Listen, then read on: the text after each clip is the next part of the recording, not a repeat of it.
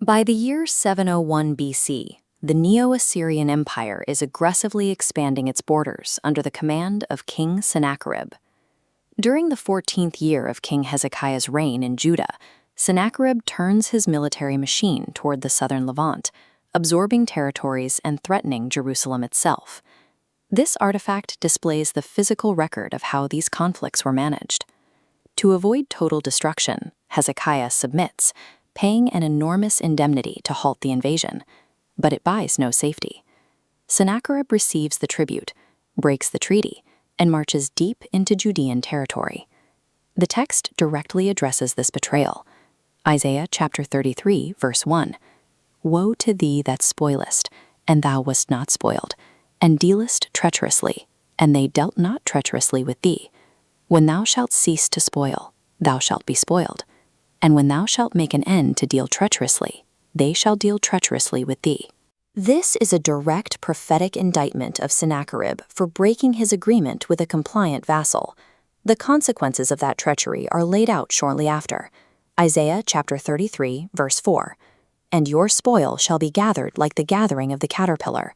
As the running to and fro of locusts shall he run upon them.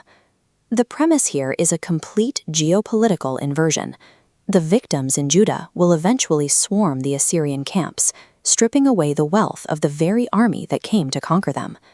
Isaiah 33 operates as a detailed chronological ledger. It maps the treaty violation, tracks the resulting military crisis, and outlines the precise economic reversal.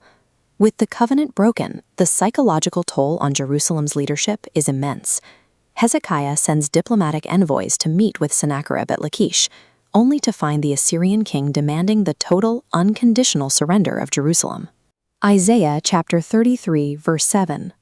Behold, their valiant ones shall cry without, the ambassadors of peace shall weep bitterly.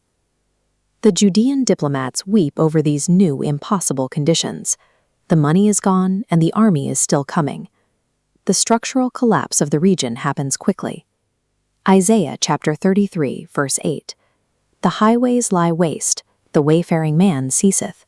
He hath broken the covenant, he hath despised the cities, he regardeth no man. Once Sennacherib breaks the treaty, the roads empty out.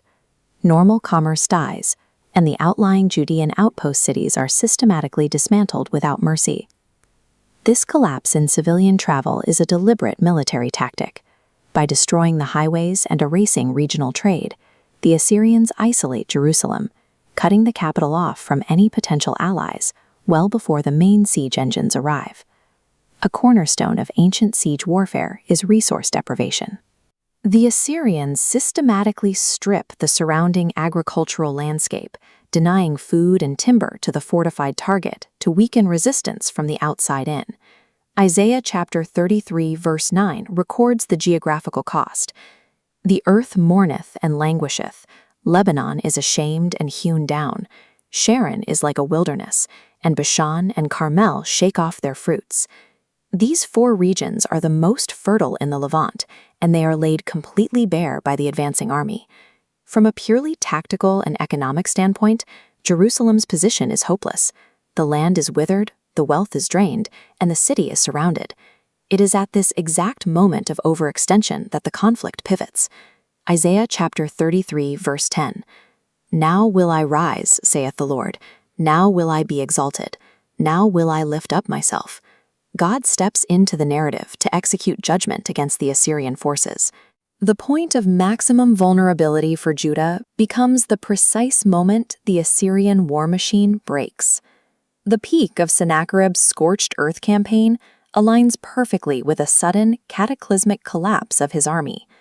In a single night, the Assyrian army suffers a devastating blow at the hands of an angel of the Lord, losing a reported 185,000 soldiers. The survivors flee. When morning breaks, the besieged inhabitants of Jerusalem look out from the walls and find an unexpected vacuum of enemy pressure.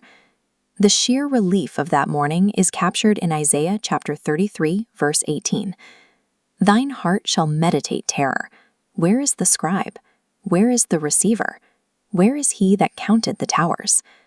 The terrifying administrators of the Assyrian tribute machine The men who weighed the silver and assessed the fortifications have simply vanished. Isaiah chapter 33, verse 20. Look upon Zion, the city of our solemnities.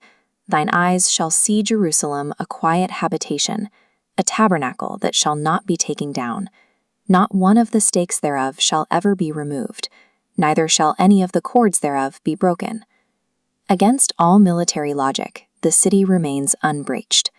The total absence of Sennacherib's logistical and bureaucratic apparatus proves the complete systemic failure of his campaign.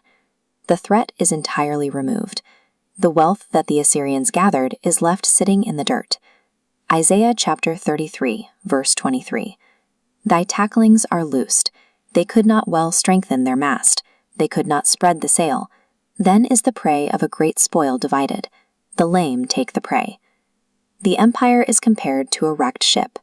Because the Lord fought the battle, the massive spoils left behind are divided among everyone, even the lame who traditionally receive nothing in war. Isaiah chapter 33, verse 24. And the inhabitant shall not say, I am sick. The people that dwell therein shall be forgiven their iniquity. The inhabitants gather abandoned supplies to recover their physical strength, paired with the spiritual resolution of their sins being forgiven. Despite facing total destruction from the ancient world's dominant military power, Jerusalem survives the 701 BC campaign secure and fully restored. The wealth of the conquerors finances the recovery of the victims, executing the exact geopolitical reversal the text predicts.